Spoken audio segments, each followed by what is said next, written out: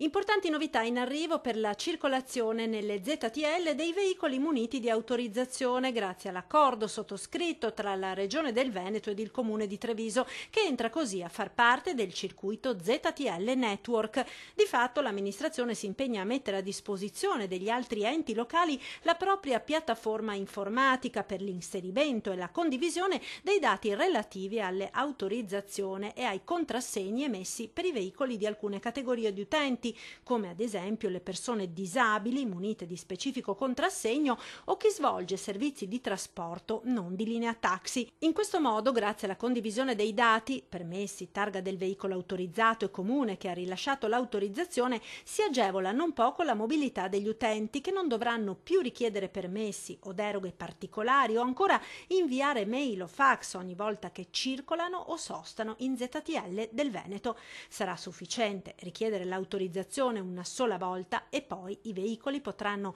transitare in tutte le ZTL della regione.